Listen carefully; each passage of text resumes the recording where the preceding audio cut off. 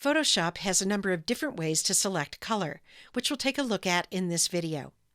If you're following along, you can use this image from the practice files for this tutorial, or you can use an image of your own. The most full-featured way to select a color is the color picker. To open the color picker, go down to the foreground color box at the bottom of the Tools panel and click there, and the color picker opens, giving you choices for the foreground color. A good place to start in the color picker is with this slider, which by default shows you different hues of color. I'll click and drag this slider to get to the hue I'm interested in, this light blue hue. But hue isn't the only property of color. Saturation and brightness are two other properties, and they're represented here in this large box. So, for example, if I want a dark, desaturated blue, I'll come down to the dark area and over to the left for the desaturated shades of blue, and then I'll click to select a color. Or if I want a bright, very saturated shade of blue, I'll come up here for bright and over to the right for saturated.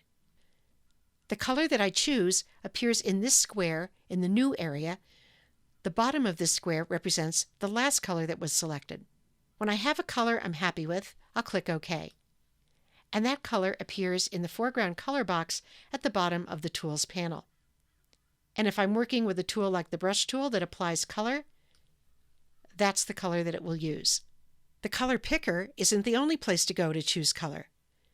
We've already seen the eyedropper tool, which you can use to select a color by clicking on it in an image, and this is very useful when you need to match a color to the colors already in an image. There are also two panels over on the right that you can use to choose color, the Swatches panel and the Color panel. If these aren't open, you can open them from the Window menu at the top of the screen.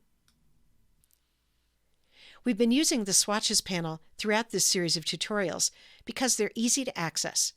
The Swatches panel contains preset chips of color.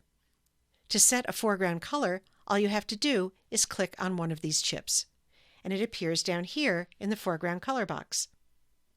The color chips that you've used most recently appear here at the top of the Swatches panel for easy access. I'm going to click on the Color tab to see the Color panel.